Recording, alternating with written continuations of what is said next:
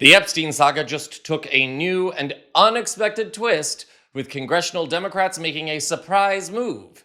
And Donald Trump should be shaking in his boots. Assuming there is even any more room to shake in his boots, the man has terrible cankles. Welcome to Occupy Democrats. I'm David Reddish.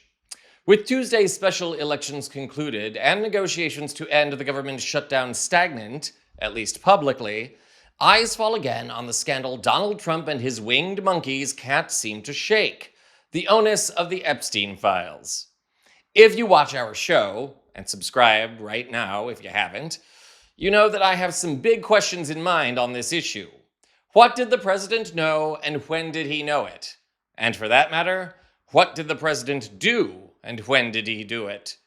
And believe it or not, the scandal is not limited to Washington or even to the United States. Across the pond, our cousins in the United Kingdom have also become transfixed by the ongoing scandal, which has embroiled another key state figure, Prince Andrew, brother of King Charles. Or more properly, should we say, the man formerly known as Prince Andrew. Prince Andrew will no longer be a prince. The extraordinary announcement tonight from Buckingham Palace, pushed out of the royal family over his ties to the late convicted sex predator Jeffrey Epstein. King Charles stripping his brother of all his titles. He will effectively no longer be royal, something that has not happened in more than a century. He's also being kicked out of his royal residence. It's a scandal the palace has not been able to shake. Late today, the palace releasing a 3-paragraph statement saying the king initiated a formal process to remove the style, titles and honours of Prince Andrew, adding the prince will now be known as Andrew Mountbatten Windsor.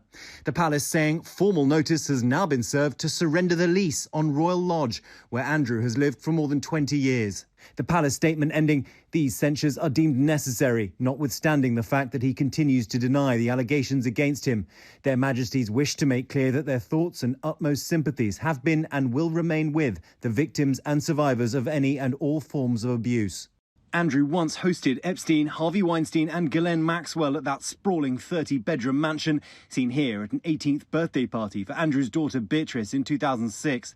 The Epstein scandal raging for years, with Virginia Giuffre alleging Epstein trafficked her for sex with Andrew. He knows exactly what he's done. A claim he denies. I have no recollection of ever meeting this lady.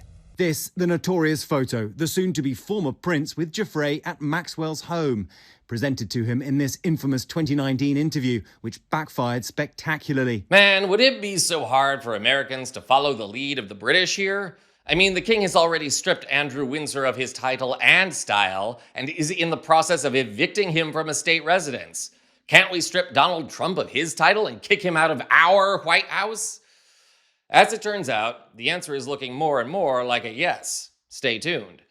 Following the disgrace of Andrew Windsor and his shunning by the royal family, key lawmakers in Washington have taken notice and developed a plan of their own to add pressure to House Speaker Mike Tiny Johnson to allow a vote to release the Epstein files.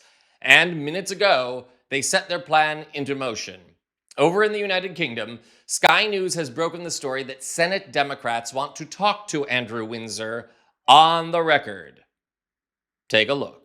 Let's get more now on members of the US Congress writing to Andrew, formally requesting an interview with him in connection with his friendship with the paedophile financier Jeffrey Epstein. Joining us now is our US correspondent David Blevins. So Congress wants to talk to him. David, what is the chance of Andrew heading over to Washington?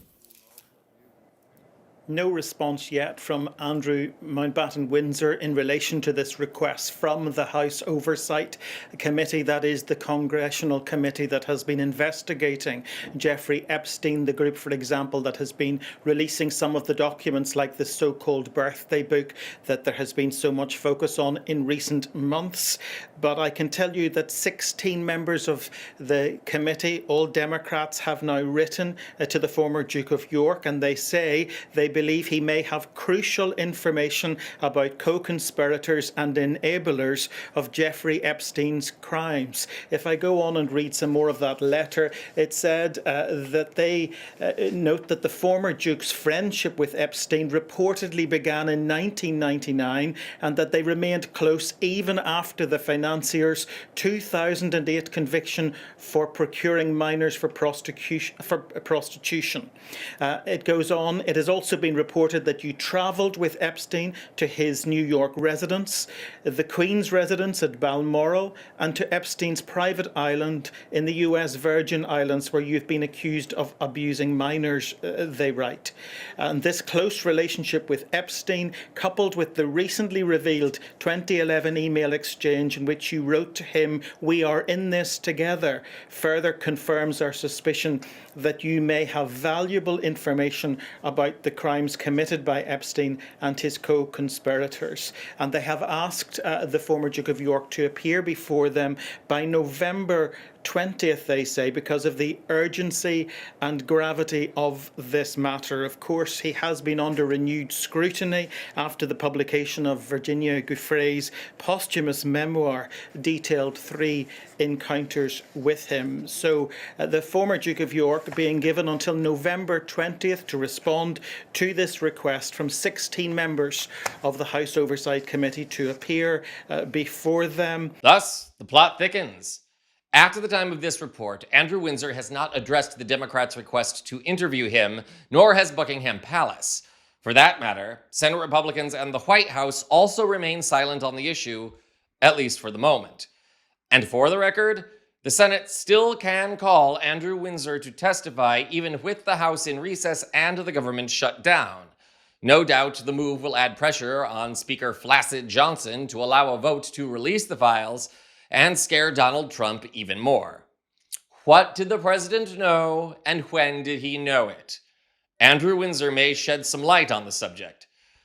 This is, of course, a developing story, so make sure to subscribe to our channel to stay up to date on this and all other breaking news. This is Occupy Democrats.